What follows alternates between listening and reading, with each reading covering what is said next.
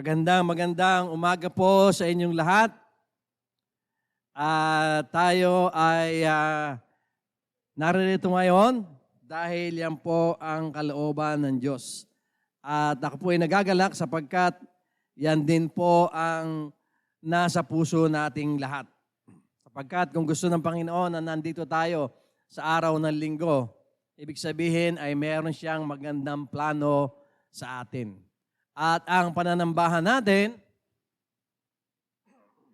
ay bahagi po ng kanyang magandang plano. Kaya nga, patuloy po nating tinitignan ang mga aral ng banal na kasulatan at ayon sa series natin, ang mga aral ng buhay at kamatayan ni Jesus. Tinitignan natin ito na ano ba ang saysay ng buhay at kamatayan ni Jesus sa akin. Kaya pagpapatuloy po natin ang ating lesson na Lessons of the Life and Death of Jesus. Tulad po ng sinabi ko nung nakaraang linggo mga kapatid, at sinasabi rin of course ito ng kasulatan, na ang buhay at kamatayan ng ating Panginoong Jesus ay dapat na sa araw-araw ay important ingredient ng ating buhay. Kasi ito yung pundasyon ng ating mga desisyon.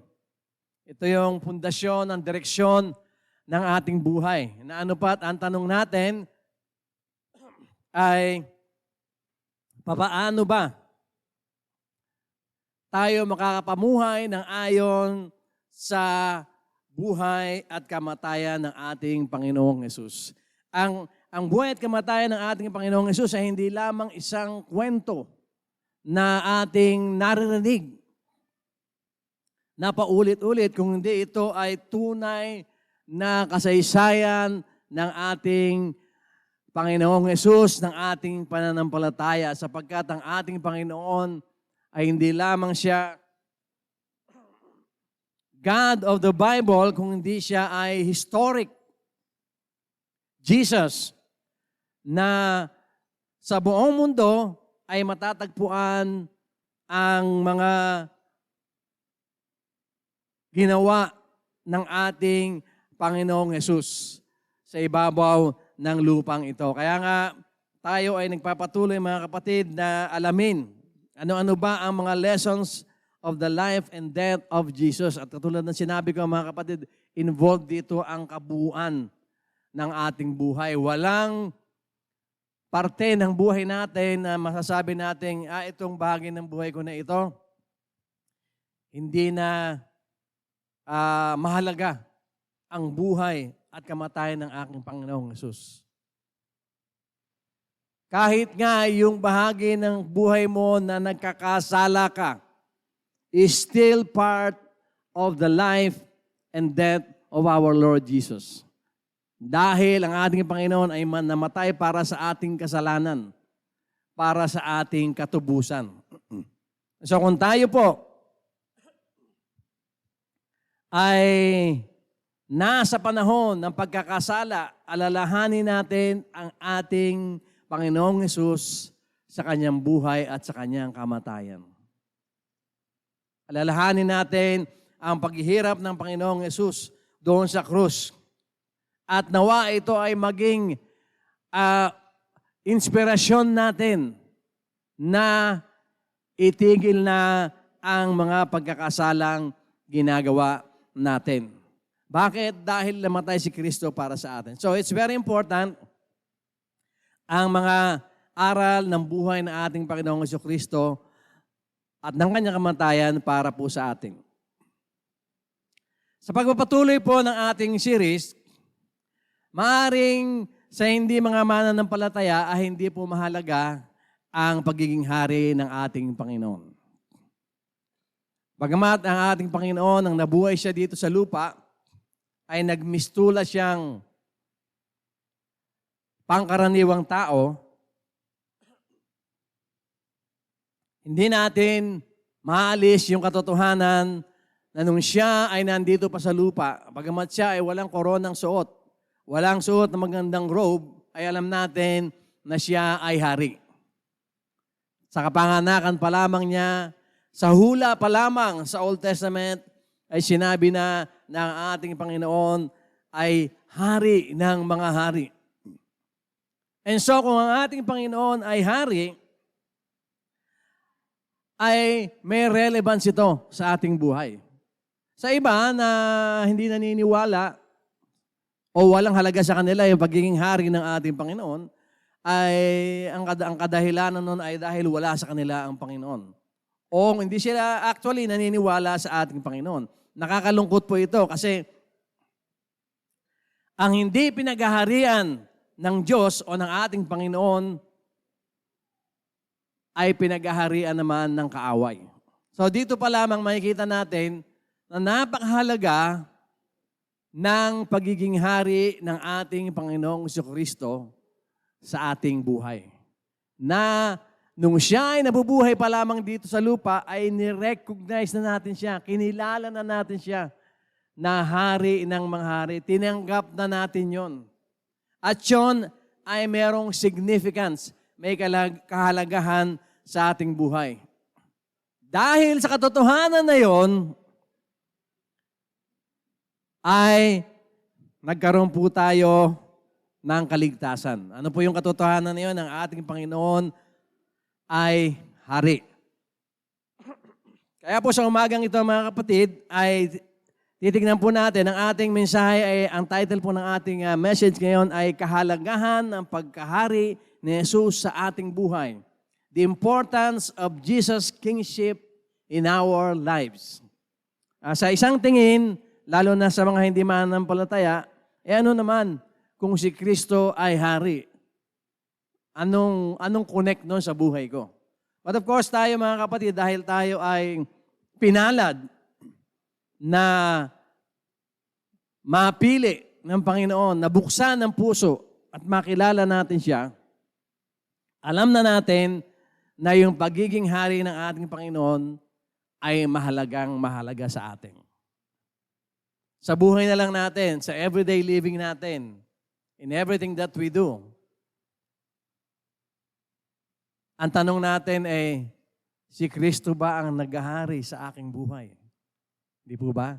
Si Kristo ba ang naghahari sa aking desisyon? Si Kristo ba ang naghahari sa aking emosyon? Dahil, kapag ang Panginoon ang naghahari sa atin, hindi po tayo mapapahamak. Sigurado po yun. Sigurado po yun. Hindi tayo mapapahamak. At kung hindi tayo mapapahamak, hindi natatapos ang istorya doon, mga kapatid. Mapapabuti pa tayo. Katulad ng laging naririnig nyo sa akin, kung talagang tinanggap natin si Kristo bilang ating Panginoon, tagapagligtas, yung ating kaligtasan ay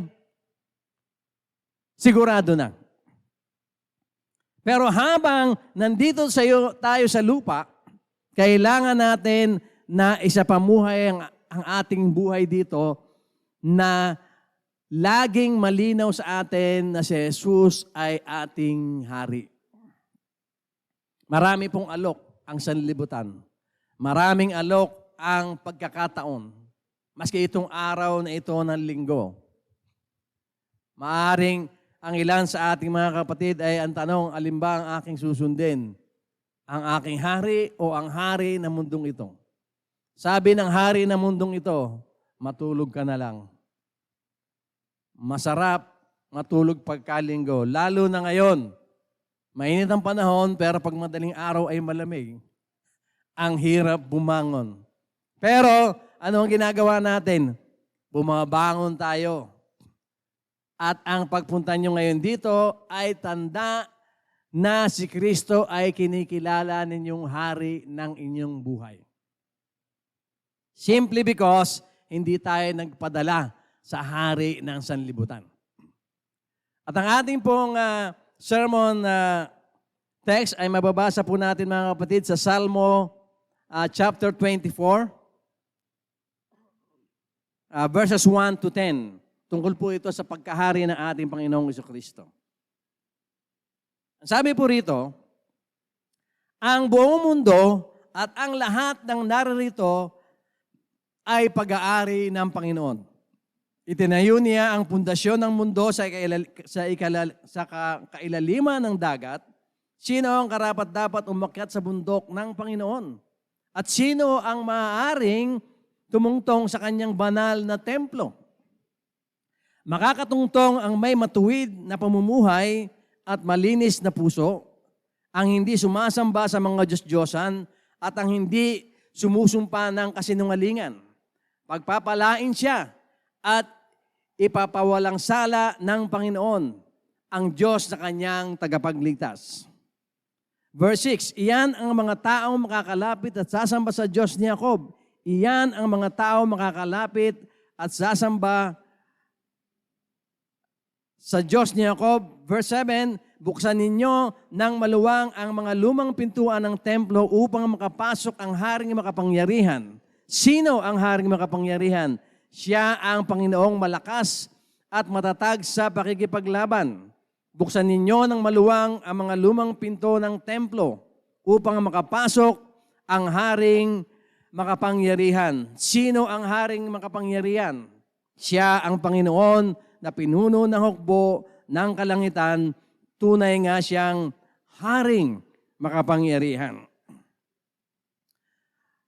So makikita po natin dito mga kapatid, ang ilang mga bagay at magandang katotohanan tungkol sa pagiging hari ng ating Panginoong Hesus at yung relevance po noon sa buhay natin. Parang ang tanong natin ano ngayon kung ang aking Panginoong Hesukristo ay hari? Ano ngayon ang epekto nito sa atin? Merong magagandang mga bagay tungkol sa pagkahari ng ating Diyos na dapat po nating matandaan. Para na sa ganon, yung ating pagiging subjects to our King, our Lord Jesus Christ, ay lalo pang umunlad. Lalong magkaroon ng kulay at maging matingkad. At hari nawa, yung pagiging hari sa atin ng Panginoon ay magdulot sa atin ng excitement sa buhay. Alam niyo, sa buhay marami pong mga pagsubok. At kung mapapansin nyo, pag tayo may mga pagsubok, ano ang nangyayari? Yung katotohanan ng Biblia ay inaalis ng kaaway. At ang nilalagay sa ating isipan yung problema. Kaya may mga pagkakataon na tayo ay natatakot, may mga pagkakataon na tayo ay nalilito, at may mga pagkakataon na nalilin lang tayo ng kaaway. Pero, tandaan po natin, isang bagay na maganda sa pagiging hari ng Panginoon sa atin ay ito, mga kapatid. Unang-una, mayroon tayong hari na nagmamay-ari ng lahat. Dito po sa mundo, hinahangaan natin yung mga matataas ang posisyon. Dito po sa mundo ay mayroong mga bansa na mga kingdom pa rin na mayroong mga hari. Especially the oil-rich countries. At siguro nababasa natin hindi lamang sa newspaper, maging sa social media, na si prinsipeng ganito, si haring ganon sa Middle East, ay may kotse na gold-plated. At hanga tayo sa kanila kasi grabe itong prinsipe na ito. Ang kotse ay gold-plated. Meron po tayong kapatid noon sa Makati na pastor din. Anong siya po ay nasa Middle East, sa Saudi Arabia. Ang trabaho niya araw-araw mag-start ng kotse ng prinsipe. Kasi po yung prinsipe, mayroong 4 na palabag na building na puno ng kotse. At ang kotse po kasi, pag hindi nagagamit, ang baterya po niyan ay nasisira. So dapat everyday, yung isang tambak na kotse, 4 na palapag, lahat ng kotseng yun na magaganda, may susi siya, at every morning ini-start na yun. For at least 15 minutes, kailangan tumatakbo yung engine. Dahil sa dami ng kotse po ng prinsipe, biro nyo 4 na floor, hindi niya nagagamit lahat yun everyday. Mapalad nang magamit niya yung dalawa doon sa isang araw. Kung lumakad siya at umuwi siya, magpapalit siya ng kotse, pwede yun. Kung hindi na siya bumalik, gabi na siya uwi, isang kotse lang magagamit niya. Apat na palapag na kotse yun. So, kahanga-hanga in a way, kasi grabe ang kayamanan at kapangyarihan ng mga ito. Prinsipe pa lamang po yun, hindi pa yun hari.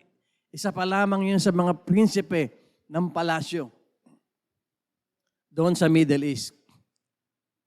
Hanga tayo ron pag nakakita tayo pag pinakita sa social media yung mga alagang hayop ng mga prinsipe, may leon, may tigre, may giraffe. Tayo mag-alaga lang tayo ng pusa, masaya na tayo, di ba? Kanya, alaga niya, leon, jaguar, puma, pinapakita nila yon na maamo sa kanila. At tayo ay impressed sa kanila. And sometimes as we watch those videos or read about them, nakalimutan natin na yung Diyos natin, siya ang may-ari ng lahat ng leon. Siya ang may-ari ng lahat ng jaguar. In truth, lahat ng nandito sa mundo, including the golden cars na mga prinsipe, kay Lord lahat yun. It just so happened na nasa kanila sila ang may hawak noon dahil somehow na tawag dito, na mamonopolize nila ang kayamanan sa mundo, whether it's against the will of God or it is according to the will of God, nasa kanila pero hindi pa rin sila yun. Walang hari sa ibabaw ng mundo na makapagsasabi ng makakahigit siya sa ating Panginoon na siyang hari ng mga hari na nagmamay-ari ng lahat. Kung tutusin, hindi tayo dapat mainggit doon sa, pero nakakainggit talaga ako minsan. Halimbawa, yung kotse niya, 3 dosena. Ikaw, wala kang kotse, may isa kang kotse, medyo mainggit ka. Pero if you will only stop and see na lahat ng meron siya ay sa Diyos at kung anong meron ka ay sa Diyos din, ma-appreciate mo yung pagiging hari ng ating Diyos, ng ating Panginoon. Kasi siya ang nagmamay-ari ng lahat. And it also gives us some imagination na kung ang Diyos ang may-ari ng lahat ng ito, ng magagandang bagay na ito sa ibabaw ng lupa, even the richest of the richest in this world, ano kaya ang nag-iintay sa akin dun sa kalangitan? Hindi ba? Ano kaya ang, wala kang kotse rito, baka meron kang chariot of fire dun sa kalangitan.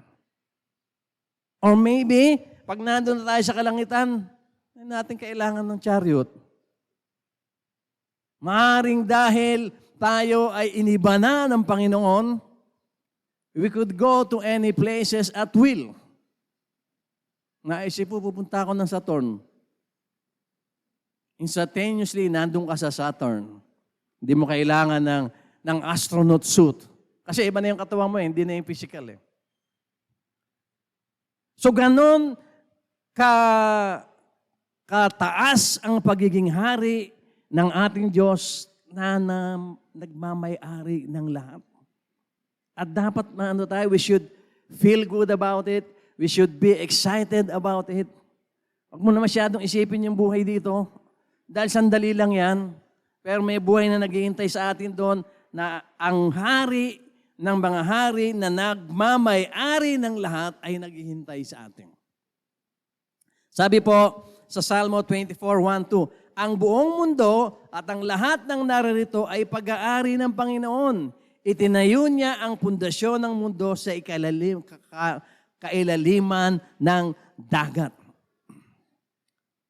Nakikita natin yung kapangyarihan ng Diyos at the same time, yung kanyang authority sa lahat ng bagay at pag-aari niya sa lahat ng bagay.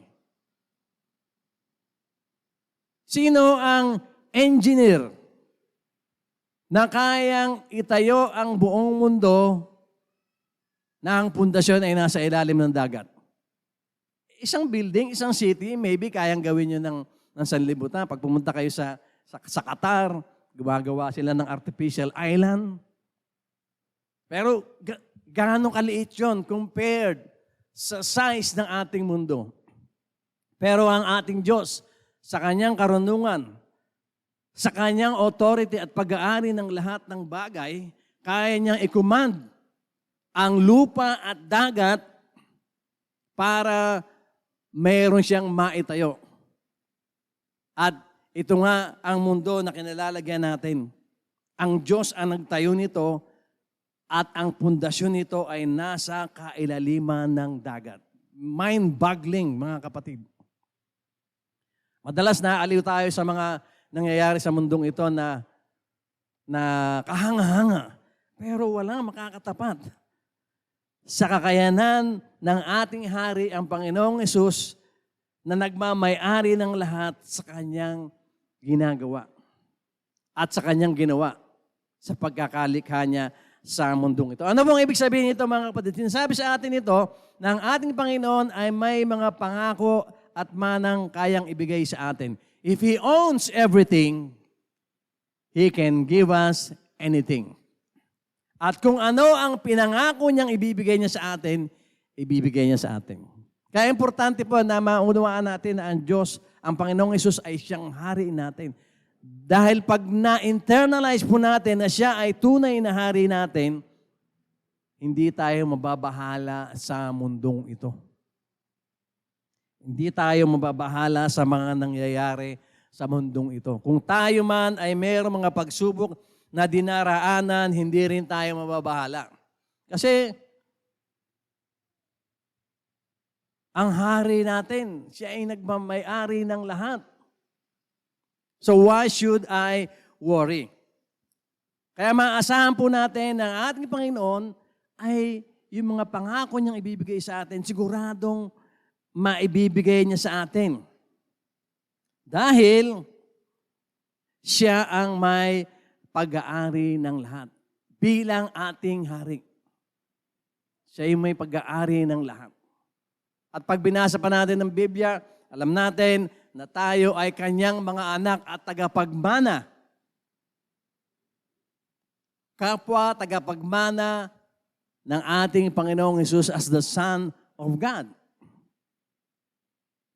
At kung titingnan din natin ang pangako ng Diyos kay Abraham, lahat ng pangako kay Abraham ay pangako din sa atin. So napakalawak po ng future na hinaharap natin. The future is the brightest for Christians. Yung mga maraming hawak na kapangyarihan at kayamanan dito sa mundong ito na hindi kumikilala sa ating Diyos, napakaliit lang nun, mga kapatid, nang meron sila ngayon. At yun hanggang dito lang sa mundo. Sino sa kanila ang pagpumano na sa mundo, madadala niya ang kanyang gintong kotse? Kung hindi siya naniniwala sa Panginoon. Kung naniniwala ka sa Panginoon, sasabihin sa'yo ni Lord, huwag mo na dalhin yung ginto mong kotse. Kasi dun sa langit, bangketa, ginto na. Bakit kakailanganin mo pa yung kotse mo na ginto? Iwan mo lahat yan. And the good thing is, dahil tayo ay nasa Panginoon, yung mga pangako niya, makakamit natin yon, mga kapatid. Mga pangako niya na hindi natin kayang isalarawan sa mga oras na ito. Kaya meron pananampalataya, mga kapatid. Kahit hindi pa natin nakikita, hindi pa dumarating, hindi pa natin alam yung scale ng kadakilaan na mga pangako sa atin ng Panginoon, naniniwala tayo. Dahil nananampalataya tayo sa hari na ating Panginoon na siyang may pag-aari ng lahat. Wala na pong papantay sa pagiging hari ng ating Panginoon sapagkat Hindi lamang niya pag-aari ang lahat kung hindi siya pa ang lumikha ng lahat. So ano pa ang hindi kayang ibigay sa atin ng Panginoon? Ng Diyos. Sabi nga sa Bible kung ibinigay niya ang kanyang bugtong na anak para mamatay doon sa krus, ano pa ang hindi niya kayang ibigay sa atin? Nagets po natin yon?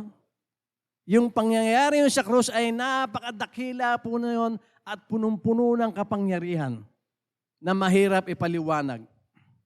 Kung yun ay nabigay sa atin, ano pa kaya ang hindi maibibigay sa atin? Kaya pansamantala mga kapatid, yung mga problema natin, itapon nyo muna ron. No? Tapon nyo muna sa labas yan.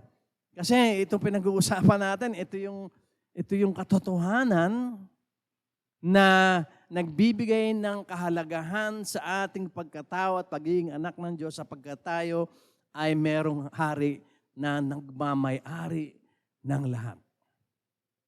Pangalawa, na itinuturo sa atin sa buhay ng ating Panginoon bilang hari, ay meron tayong hari na madaling lapitan.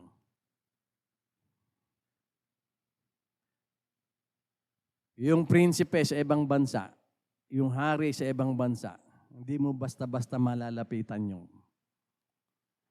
Tandaan yung istorya ni Esther, napangasawa niya yung hari, si Xerxes, I believe.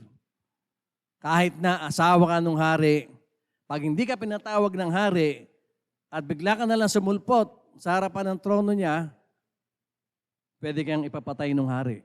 Kasi hindi naman kita tinatawag Pero kapag bigla kang sumulpot, nandito yung trono, nakita ka ng hari at in-extend sa iyo yung kanyang scepter, yung kanyang baston. Ibig sabihin, pinapayagan niya yung presensya mo. Ganun kahirap lumapit sa mga hari. Lalo na ngayon. Kung noon ganun kahirap, lalo nang gaanong mas mahirap ngayon sapagkat ngayon ang mga hari, literal na mga hari ay siyempre safety conscious yung mga yan, sila. Ang palasyo, todo camera, todo bodyguard. So bago makapasok talagang mahihirapan ka. Pero, the good news is mga kapatid, meron tayong hari na madaling lapitan. Kaya lang kung minsan, we take this for granted. We take this truth for granted. Kapag tayo ay meron ng pagsubok, nalilimutan natin na merong hari na madali nating lapitan. Ang sabi po sa Salmo 24:13 ay ganito, sino ang karapat-dapat umakyat sa bundok ng Panginoon at sino ang maaaring tumungtong sa kanyang banal na templo? Makatutungtong ang may matuwid na pamumuhay at malinis na puso ang hindi sumasamba sa Diyos-Diyosan at ang hindi sumusumpa ng kasinungalingan. Pagpapalain siya at ipagwawalang sala ng Panginoon, ang Diyos na kanyang tagapagligtas. Iyan ang taong makakalapit at sasamba sa Diyos ni Jacob. Kapatid, if you have been born again, kung tinanggap mo na si Kristo as your Lord and Savior, He is your King. At ang sabi rito, sino ang makakatuntong? Basahin po natin uli. Huwag niyo pong isipin na difficult ito. Ang sabi rito, makakatungtong ang may matuwid na pamumuhay, malinis na puso, hindi sumasamba sa mga Diyos-Diyosan, at ang hindi sumusumpa ng kasinungalingan ay makakatungtong sa ating Panginoon, makakalapit sa ating Panginoon, pagpapalain pa siya at ipagwawalang sala ng Panginoon. Ibig sabihin, mga kapatid, that's all it takes for us para magkaroon tayo ng access sa dakilang hari ng lahat, ang ating Panginoong Hesukristo. Madali siyang lapitan. Kung minsan sinasabi ng iba ay mahirap lapitan ng Panginoon, pero kung ating isipin, kung susundin natin ang mga sinasabi sa atin ng kanyang salita ng Biblia, laging malapit sa atin ang Diyos at Hari. Hindi po ba? Ano po ang kaugalian natin sa ating dating pananampalataya? In order for us para mapalapit tayo sa Diyos, nagkukwintas tayo ng krus. Meron tayong Diyos-Diyosan na nilalagay natin sa bulsa natin, nilalagay natin sa sasakyan natin, meron tayong Diyos-Diyosan sa kwarto, meron tayong altar sa bahay na may Diyos-Diyosan. Bakit ginagawa ng mga tao? Kasi gusto nilang malapit sa Diyos. Natandaan ko kapag ako nagko-commute sa jeep, pag dumaan yung jeep sa simbahan, merong rosaryo. Ang gagawin ng driver, hihimasin yung rosaryo kasi dumaan siya sa simbahan. Makikita nyo dito yung desire na mapalapit sa Diyos. Kaya lang may deception. May deception. Gumagamit ng mga Diyos-Diyosan, which is very, very wrong. Sapagkat hindi natin kailangan ng rebulto o ng Diyos-Diyosan o anumang emblem para mapalapit tayo sa Panginoon. Ang kailangan ay tanggapin natin si Kristo as our Lord and Savior. Ano ang mangyayari if you accept Jesus as your Lord and Savior? Dahan-dahan magiging matuwid ang iyong pamumuhay. Dahan-dahan magiging malinis ang iyong puso. Hindi ka nasasamba sa mga Diyos-Diyosan at hindi ka na susumpa ng kasinungalingan. At pag nangyari ito, pagpapalain ka ng Diyos. Ibig sabihin, ito yung ticket mo para makalapit ka sa Diyos, sa Hari.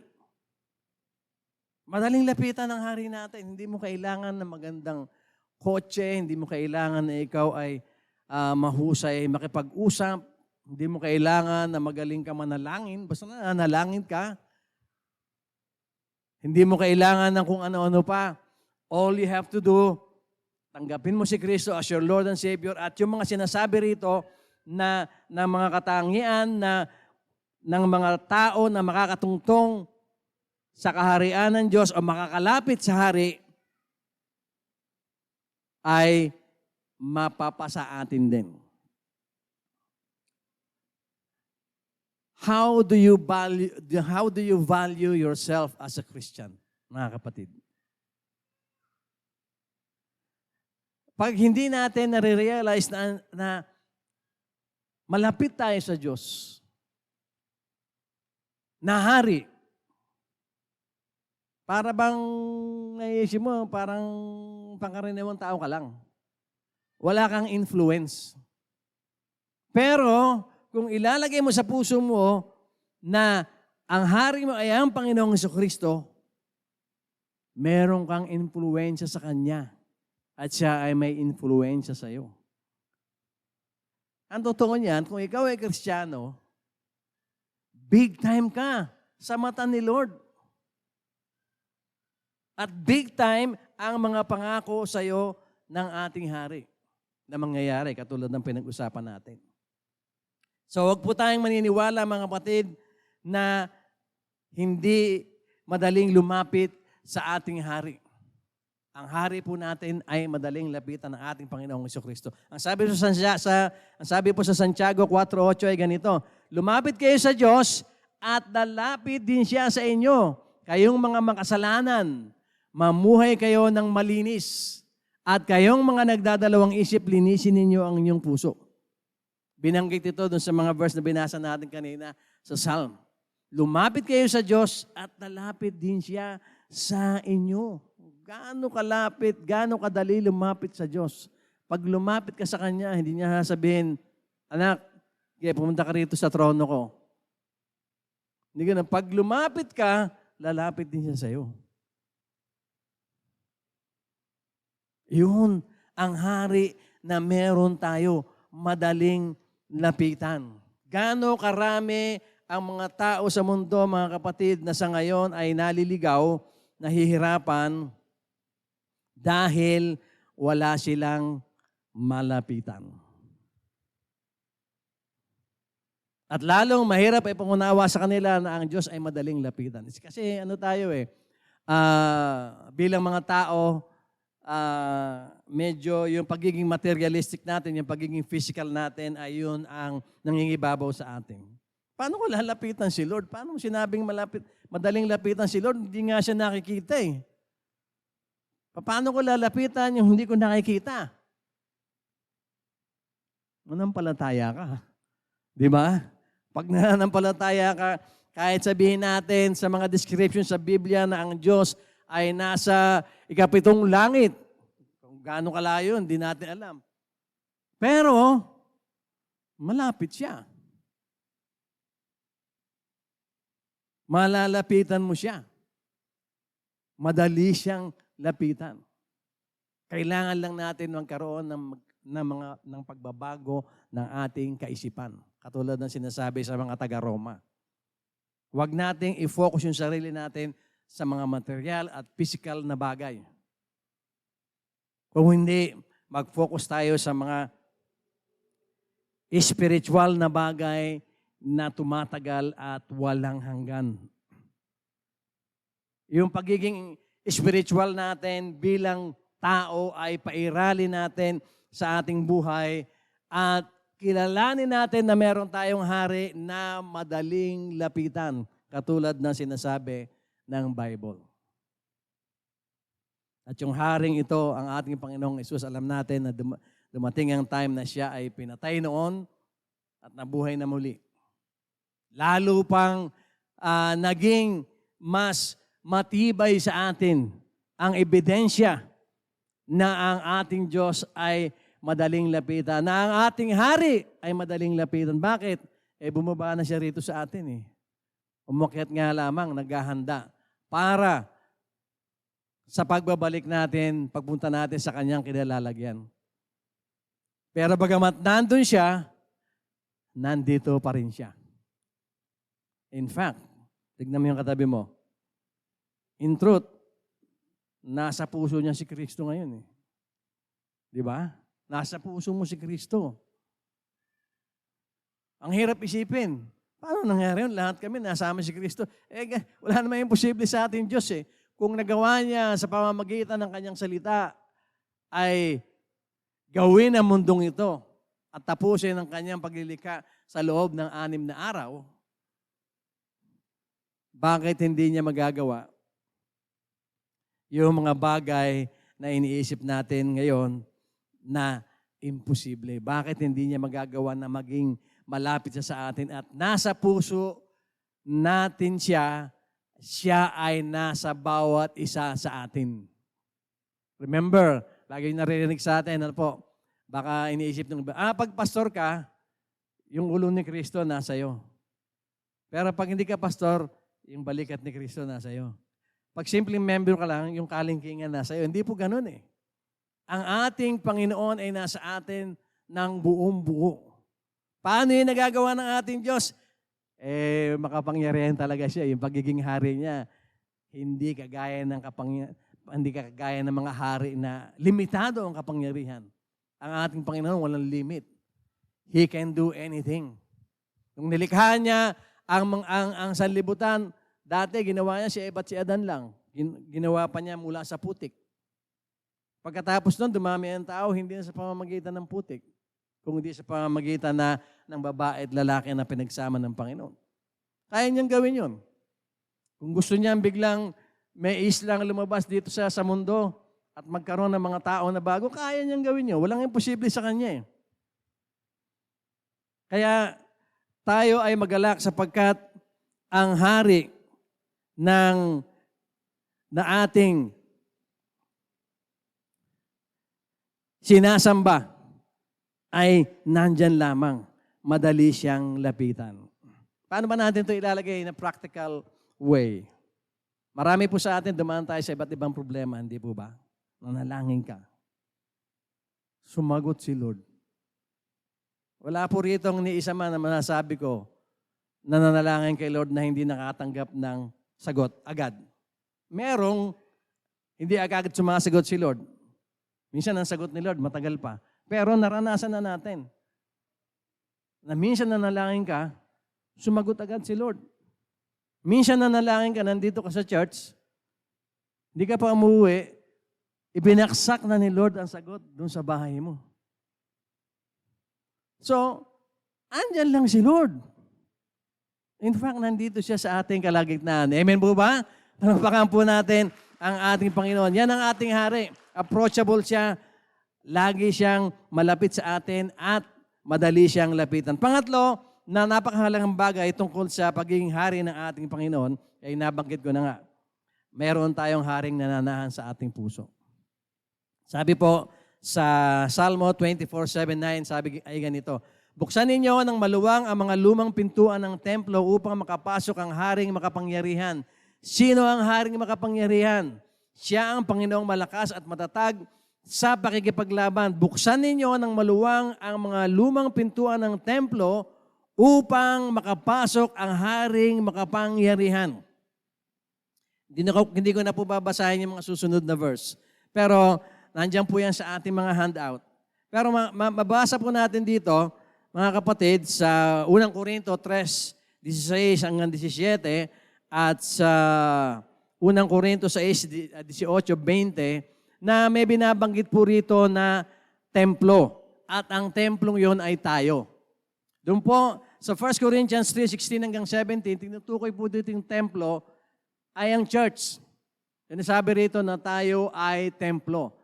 Pero doon sa 1 Corinthians 6:18-20, tinutukoy naman dito yung pagiging templo ng ating mga katawan.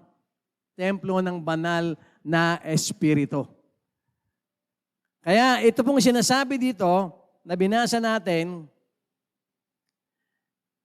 na nagsasabing, buksan ninyo ng maluwang ang mga lumang pintuan ng templo.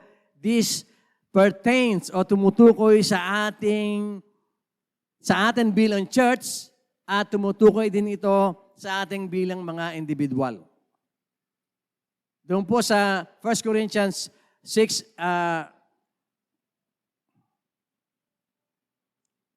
1 Corinthians 6:18-20, ang tinutukoy po rito, yung na templo yung katawan natin. Kasi sa unahan po noon, babasahin ko po ng pahapiaw. Ang sabi dito, kaya lumayo kayo sa mga sexual na imoralidad. Ang ibang kasalanang ginagawa ng tao ay walang kinalaman sa kanyang katawan. Ngunit, ang gumagawa ng sexual na imoralidad ay nagkakasala sa sarili niyang katawan. Tapos sabi po sa verse 19, hindi ba't ang katawan ninyo ay templo ng banal na espiritong tinanggap ninyo?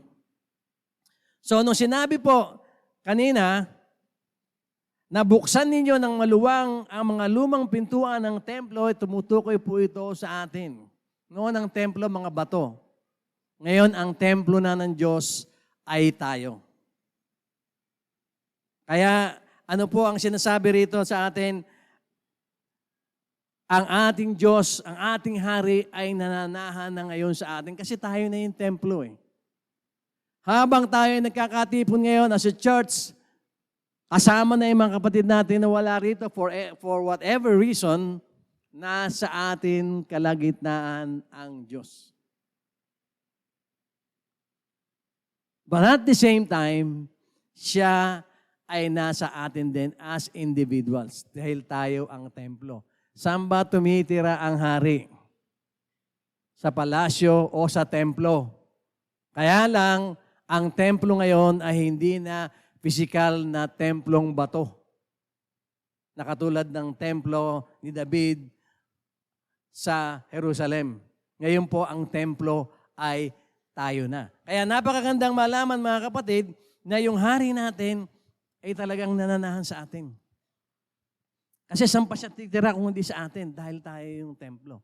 So, mga kapatid, tinuturo po sa atin ngayong umaga ng banal na kasulatan na dahil ang ating hari ay nananahan sa templo, which is us, kailangan man lamang natin na buksan natin ang ating sarili sa Panginoon. Sometimes, parang sabi mo, parang malayo sa akin si Lord. Pero in reality, in spiritual reality, nandyan lang si Lord, kaya lang nakakalimutan natin siya. At pag binuksan natin ang ating puso sa ating Panginoon, nandyan na agad siya sa ating puso. Kaya nga pag meron tayong pinagdadaanan, di ba? Malungkot na malungkot tayo, natatakot tayo. Maya-maya nanalangin tayo, maya-maya nagkakaroon tayo ng kapayapaan. Kasi yung ating hari ay madaling lapitan, at hindi lang yun, siya ay nananahan pa sa atin dahil tayo ang kanyang templo. So mahalaga po ang pagiging hari ng Diyos sa bawat mananampalataya. Ang pagiging hari ng ating Panginoong Hesus. Bilang mga Kristiyano, ay dapat nating maunawaan, mga kapatid, ang kahalagahan ng pagiging hari ng Panginoon sa atin. It is a must. Bilang Kristiyano, kailangan maidikdik mo sa iyong isipan at sa iyong puso na meron kang hari. At mahalaga na lagi mong naaalala na meron kang hari dito sa buhay natin dito. At yan ang ating Panginoong Hesus. Bagamat para sa iba, mga kapatid, yung pagiging hari ng ating Panginoon ay isang misteryo o fairy tale lamang, totoo naman ito sa atin, mga kapatid. Dahil ito ay katotohanan talaga. Meron akong isi-share sa inyo, ewan ko, meron pong isang, siguro ay, samantalahin ko na yung pagkakataon. Merong isang babae na isang inventor na ang pangalan niya ay Rosalind Picard. Isa po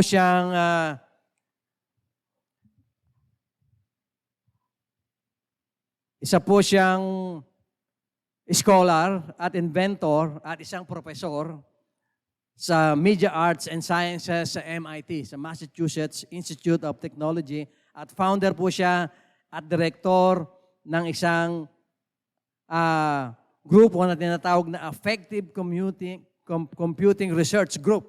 At meron po siyang libro na ang title ay Affective Computing. Ito pong tao na ito, she started as an atheist. Hindi siya naniniwala sa Diyos. Pag sinabing atheist, basta lahat ng sinasabi ng tao ng mga Diyos-Diyosan dyan, hindi rin Diyos sa kanya yon. Yun siya, atheist siya. And then, nung siya po ay, dahil matalino po siya po ay nag-babysitting. Alam niyo sa US, usong-uso yun eh. Mga kapitbahay mo aalis, magbe-babysit ka. Ay yung pamilya na yun ay Christian. At siya iniimbita na sumama sa church, gano'n. Eh ayaw niya kasi matalino siya eh. Sabi niya, hindi po ako interesado dyan. Tapos nung mag-give up na yung mag-asawa, sabi sa kanya, ganito lang. Kung ayaw mo sumama sa amin, basahin mo ang Biblia. Magsimula ka sa Proverbs. Sabi niya, naisip niya, kung ako ay matalino, kasi convinced siya na matalino siya, hindi ako pwedeng matawag na matalino kung hindi ko nababasa ang Bible. So, bilang challenge sa kanyang katalinuhan, binasa niya ang Bible. At nung mabasa niya yung Bible, naisip niya, basahin ko kaya ng lahat ng world religions, pinag-aralan niya. Hindi lamang niya binasa, yung iba sa mga leader ng mga world religions niya, nakamit pa niya. Kasi kilala siya eh, inventor po siya eh. And then, dahan-dahan, sabi niya, from being an atheist na walang kinikilalang Diyos whatsoever, naging agnostic siya, yung naging curious siya, and then, sa kanyang curiosity, sa kanyang paghahanap, naging theist siya. Ibig sabihin ng theist, atheist siya, walang Diyos, naging agnostic, nagtanong, nagbasa, tapos naging theist, naniwala na siya na meron Diyos. Pero hindi niya pa alam kung sino yung Diyos. At sumunod doon, naging Kristiyano na siya. Nalaman niya na si Kristo pala ay hari ng kanyang buhay. Tapos sabi niya, inadmit niya, noon ang akala ko sa mga Kristiyano, hindi sila mga smart. Yung pala, kung merong pinakamatalinong tao sa ibabaw ng lupa, maraming Kristiyano rin na matatalino sa ibabaw ng lupa. Natagpuan niya ang hari. Hindi na misteryo sa kanya ang ating Panginoong Jesucristo. Kaya tandaan po natin mga kapatid na merong tayong Diyos na nagmamay-ari ng lahat. Haring madaling lapitan at haring nananahan sa ating mga puso. Maniwala po kayo, napakarami na pong matalino sa kamunduhan, not necessarily sa kasalanan, kung hindi sa technology and science. Yung mga naniniwala na pag hindi ka mahilig sa science, hindi ka smart. But those people na mahilig sa science, ngayon, they're starting to realize na if you're going to be smart, kailangan maniwala ka sa Diyos. Kaya binabati ko po kayong lahat, mga kapatid, buong TBC, dahil ayon sa sinabi nitong si Picard, smart daw kayo. Sino rito ang smart? Sino? Taas niyo kamay niyo, huwag niyo malakpak lang. Totoo po yan, mga kapatid. Kaya huwag natin kalimutan na meron tayong hari at huwag natin kalimutan ang kahalagahan ng pagkahari ni Jesus sa ating buhay. Purihin ang Panginoon.